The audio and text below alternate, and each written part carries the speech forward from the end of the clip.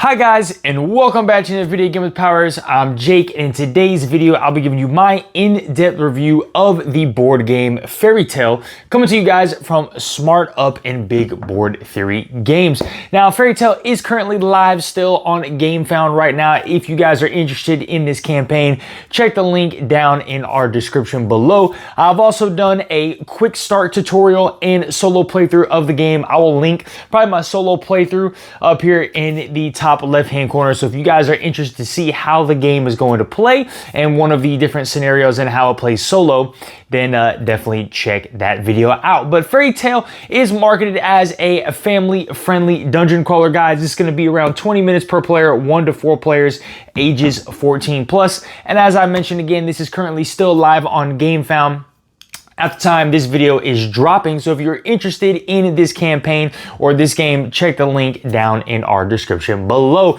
And finally, guys, if this is your first time watching an in-depth review from us, we go a little bit more in depth than maybe some other content creators do. And we break the games down into 7 different categories. These categories are going to be the theme, the components, the setup, the length, the difficulty, the replayability, and the price. Within each of these 7 different categories, I'm going to get a number rating equivalent to the BGG rating system, and then we'll go ahead and wrap the video up with my overall rating. All right, guys, let's go ahead and jump right in with the theme. So I'm gonna go ahead and give the theme of Fairytale here a 9 out of 10. I think there is an excellent theme to the game. Of course, this is a dungeon crawler-esque cooperative campaign style game, right? More of a choose your own adventure style, where you are taking on the role of pets of a house and your family's kind of gone missing, and then you guys are going on this grand adventure, right? And so throughout the course of the game, you are going to be taking on, as I mentioned, a role of this pet. You're going on this adventure. There's going to be different scenarios that you're going to play. You can play them campaign style, right? All in a certain format. You can do one-shots, and within each of these campaigns and scenarios, there's going to be narrative choices that you guys are going to be able to interact with, and it's almost like a choose your own type of adventure, right? You're going to be presented with choices. You select the choice. You don't have to select that choice. You can move on and do something else. So there is quite a little bit of freedom here in how you guys want to navigate all these scenarios. I actually want to take you guys down to the table real quick and go over some of these specific mechanics, or just show you what some of the mechanics of the game are going to look like. All right, guys, so we're down here at the table where we would have what a potential scenario would look like in the board game of Fairytale. And real quick, I do want to note that this is a prototype copy of the game, so everything you see here is subject to change. So as I mentioned, guys, really quickly, you are taking on the role of one of these specific pets here, and you are going to have some equipment, and I love how they really do it with the boards here. That is kind of your equipment, and then they just have other pieces of weapons or equipment that you can get throughout the course of the game here. And so you'll get these little pads that you can stick in here and interlock and change the gear and kind of upgrade your gear and maybe your weapons as you move along throughout the course of the game. And you're going to have all these little wooden markers in your board, and you are going around these different map tiles, and you are going to be instructed to do certain things. So for example, like I'm starting on tile 3A, I might read a story entry that says I have the option to either progress to, tile 8A and make a choice, or progress to 14A and make a choice, or, roll a story die. And if I roll a story die, certain events are going to happen. So has this very narrative presence, this choose your own type of adventure of how you want to do it. And so like you're going to have that scenario, you're going to have an objective, in the solo playthrough, I did kind of like a sneaking tutorial. My objective was kind of find out what Nile the Fox was able to do. And so I'm presented with all these different choices. I can interact with these certain tiles to like maybe open treasure chests or go through challenges and adventures. And, you're going to have a deck of cards in your hands that you're going to be playing as well to use these tokens here out for combat or challenges, or use these cards to gain some of your wooden tokens and resources back. So look, at the end of the day, It is a very narrative-driven style game, but I think they do a great job with the theme of you're taking on this pet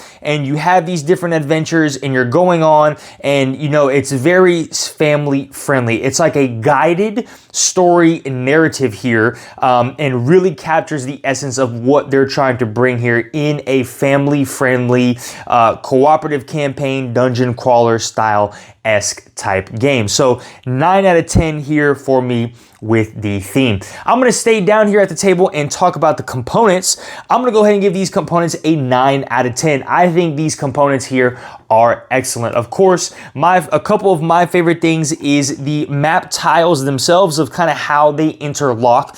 Now, the one critique I do have is some of these tiles are very hard to interlock, to get stick together, and of course some of the spacing here, me being OCD, I want these lines to line up perfectly. So I'm sure that's something they're going to correct and fix in the final version of the game, but those are just two little hang-ups with the map tiles. But I've mentioned it in the unboxing, I love this style of building the map, connecting these different pieces together so that your entire board or area you're playing on is not going to be moved around or shifted, and you're not really adding any more tiles. Each scenario you play is going to give you the entire outline of the map and you put that together. So I really enjoy that about it. Of course, these tiles here look phenomenal as well with all the different artwork that they have, and there's a front side and a back side, an A and B side on all these tiles. So really cool job with the tiles.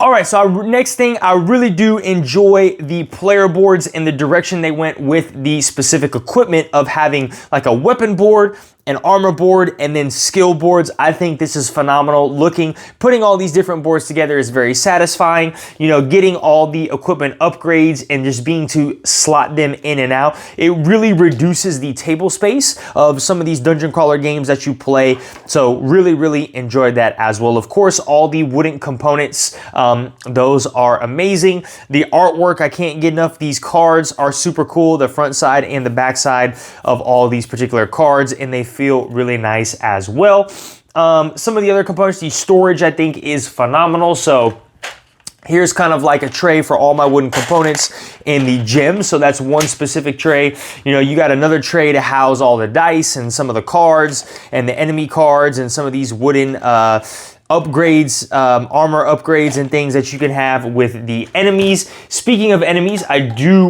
really enjoy that the way that they do enemies here in this game. So you will take a certain amount of enemies and slide them into this little board right here, and it's going to tell you what you need to accomplish. So this guy's going to need 2 swords and a dagger to take damage. You got a defensive side, and so you're trying to match these specific symbols, and then this guy will go away and the next one below it will pop up. So I really love how they did these with these boards. These boards are super awesome. There is a good amount of boards as well. I don't know if you're ever going to fight multiple enemies, but if you do, you have enough for 3 of these. Continuing on with the miniatures, I think the miniatures are awesome.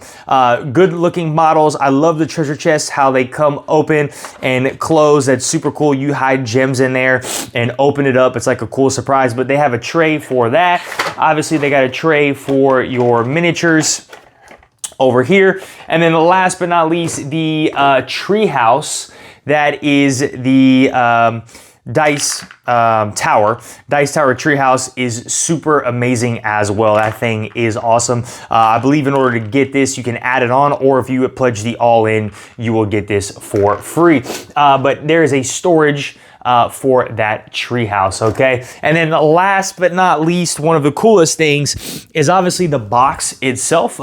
This is a unique box shape here, obviously, and it is a pretty big box, but I do love the magnetic aspect of it, of being able to hold everything, and it kind of has a map on the inside. If you guys manage to look at my unboxing, and I'll do the other edge of it. So it's got this map that that you have here that you can take this off and see, but I got everything magnetized on here because I don't want to mess it up. But all these components will fit inside this cool little box. Just excellent job, I think, in general, with all the components, the artwork, the wooden tokens, all the different trays to house all of your stuff. Really makes this easy to get out to the table and does not create a huge table presence. So 9 out of 10 for me. All right, guys, moving on to the setup. So I'm gonna go ahead and give the setup an 8 out of 10 here. I think there's some great setup for this, dungeon crawler-esque style type game. Normally these games, there is gonna be a lot of setup. You gotta get out your character, you gotta get all these different decks and things and components and stuff like that. And as I mentioned with the particular components section, the setup here is actually easy. The scenario tells you the certain map tiles you need to use. So the map is already built out the entire time. You're just getting your player boards, what you want. You get the tokens, fill them out. You get your cards, and basically you set the trays out on the table that you need, and you guys are ready to go. So I think for a dungeon crawler-esque style game, there's some really great setup here. All right, guys, so 8 out of 10, 8 out of 10, I'll say that for me. Okay, moving on to the length. So it does say 20 minutes per player, and that does hold pretty true. I'm gonna go ahead and give the length here an 8 out of 10. Again, I think there's some great length. This is marketed as a family-friendly style dungeon crawler, and you're gonna hear me say that a lot, and it really does ring true. I love that there's actually, the length can be variable, right? Because through each of these different scenarios, you can choose different paths to go down to that'll extend the length of that scenario, or you can just skip certain things like, hey, look, I'm jumping to this tile. I don't want to explore anything on this tile. I'm just going to go ahead and choose the option that is going to advance the story. So, like I said, in my solo playthrough that I did, I think it was about 45 minutes total, and I only skipped one particular optional thing that I could have done. Every other optional thing I did do. I could have skipped all those optional things and just got straight to the point, and that probably would have been a 30-minute scenario for me. So I love how there's a lot of variability with the length. Things are kind of easy to follow. You just don't feel bogged down the whole time because you're constantly having to make certain choices throughout the game. So I think they've done a great job here of managing the mechanics and the narrative story part to make this game not feel like a chore to get to the table or say, hey guys, we're gonna have to carve out 2 hours or an hour and a half to just play one single scenario. So they've done a great job here with the length, 8 out of 10. All right, guys, moving on to the difficulty. So as always, the lower the number, the easier we feel the game is. The higher the number, the more challenging we feel the game is. And I'm gonna give this one a 5 out of 10. For me personally, guys, I had a little difficulty with the rule book. I think the way the rule book was kind of structured for me was kind of very difficult to follow. But the core mechanics of the game are actually fairly simple. There was only about 2 or 3 particular things when it comes to a Fairytale for me that was somewhat challenging to grasp and understand, that actually has a somewhat significant impact on the gameplay. The big one here was the use of those action cards. So on a particular action card that your characters will have, you'll see like a log side or another side. There's like a left side of the card that has symbols and iconography, and the right side. If you use the right side of the card, you are using your wooden tokens on your boards to assign them to something.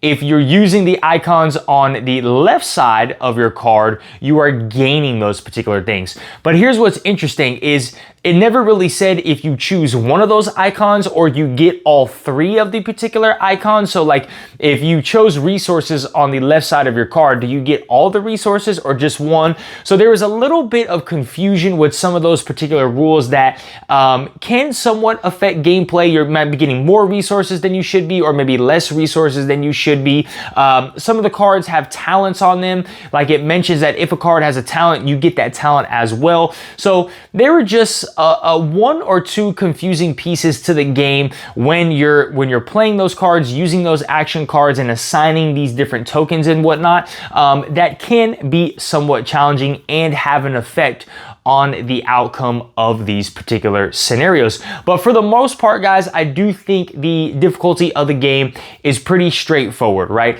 You are reading a passage, you are presented with options, you choose that particular options, and then it's going to be like, hey, you need to do a challenge, or you're going to enter combat, or you're going to do something. I think for the most part, it does a great job of guiding you through everything. It's just in those particular circumstances when you're in that encounter phase and you need to play these cards and roll some dice and assign things, like the structure of how all that works, I think that needs to be cleared up a little bit. So that's why I'm giving the difficulty a 5 out of 10. All right, guys, moving on to the replayability. So I'm going to go ahead and give the replayability here an 8 out of 10. I think there's some great replayability to Fairytale. Of course, on the campaign page, it does say all of these scenarios are highly replayable, and I would agree with that. Look, you can replay these scenarios over and over again and go through things that you might have missed, or if you go through everything, of course, you might fail the scenario and have to replay it over again in order to advance to the next scenario that you want to go. In terms of how fun is this, I think it is really fun. All the different characters, I love how each different character is not assigned to a specific equipment or weapon or armor. Each character can use, like, so the gecko guy doesn't have to use the bow and arrow. Is that a little less thematic? Absolutely, but he can use like a dagger and things like that and get the upgrades for that weapon. So you can use all the weapons, all the armors in the game, all the different skills. It's fun trying out all different combinations, right? All the different dice, and it's fun kind of going through all these different narratives, and just it has a cozy, relaxed feeling to it. So I think there is some high replayability with this one. So I'm giving this an 8 out of 10. All right, guys, last one, moving on to the price. So the base box is coming in at 89 euros, which is right around 100 USD. The all-in, I believe, I don't remember how many euros it was, but I believe it was like 196, maybe 195 USD. And for that price point, I'm gonna go ahead and give that a 7 out of 10. Look, I think it's a good price point. I think it's a fair price point. Most dungeon crawlers are right around that $100 to $120 range, unless like you're in Awakened Realms with premium stuff. I do think for that base pledge $100 price point, you are actually getting a lot of content. You're getting a lot of scenarios, you're getting high quality components, and you are getting a game that is very family friendly. So I would imagine if you guys are looking at this, you're looking to play it with your children, or you're looking to play it with maybe people who are not super into board games, and if you were to play like a heavy dungeon crawler with them, they would have to bow out. This is a great introductory game to dungeon crawlers. So I feel like for that $100 price point, you're actually getting a fair value. You're getting a good value for what you are backing. All right, guys, moving on, last thing to my overall rating here, and I'm going to give Fairytale a 9 out of 10. I think Fairytale is an excellent board game. Look, it is to a T a family-friendly dungeon crawler,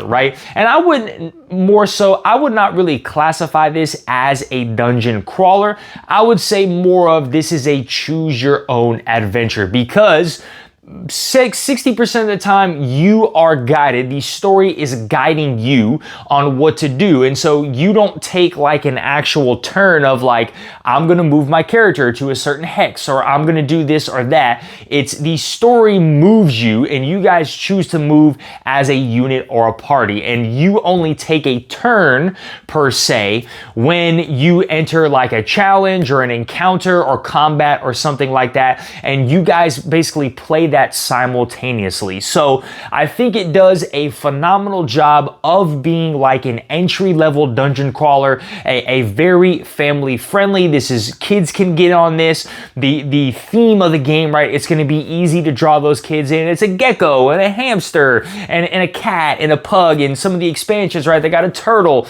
and things like that. So I think this is a huge draw in terms of that. Obviously, the production is awesome. Yes, there are a little bit challenges with the difficulty of the game, but I don't think that's going to detract you at all, because you guys, even if you do get stuck, you can kind of house rule some stuff and kind of progress through how essentially you would like. But like I said, I think it does a excellent job of kind of guiding you through and doing it exactly what it says. I love the different boards. Doesn't have a huge, massive table presence. That's also another thing. This thing is super easy to get to the table. There's just a lot of really, really good things. Combat is very fluid. Your challenges are very fluid, again, with that simultaneous play, which is really good. Something that really stands out for me is the solo mode. I think Fairytale has an excellent solo mode. So when you are playing a true solo mode, I should say, when you're playing that solo mode, guys, you get extra dice to help you with these different challenges, and they're called the underdog dice. And when you roll that underdog dice, if you get a success, those successes don't take away your wooden component. So you feel like when you're playing solo, it's not this like give and take type of feel where it's like, golly, I'm completing one challenge, but I have to give up all of my resources. Like, I can't do that. With the underdog dice, it's like, hey, I might not have to give up any of my resources to complete this challenge, or maybe only 1 or 2 of my resources to complete this challenge. So I think they've done a phenomenal job here with these solo mode, allowing you to play one character. Like, it's not a solo mode where you're playing 2 different characters. They've done a great job with you being able to play one character, and you're going on around the map and being able to play solo. So I think they've done a phenomenal job with that as well.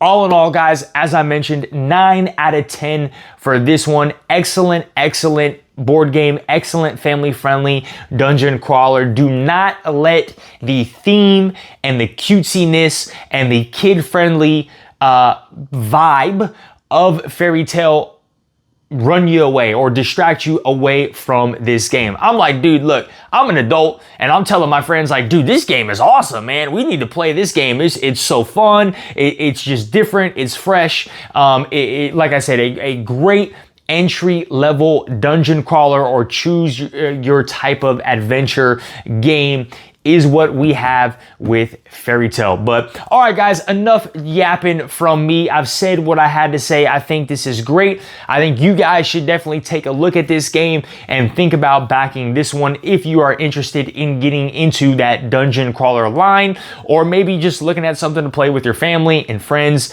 It's easy to get to the table. If you enjoyed this content, smash that like button, hit that notification bell, drop down in the comments below. What do you guys think? Do you agree with me, or am I crazy with this particular rating here? And as always, guys, if you are not subscribed to our channel, please go ahead and subscribe so we can keep bringing you some more awesome content. All right, guys, y'all have a great one. Bye.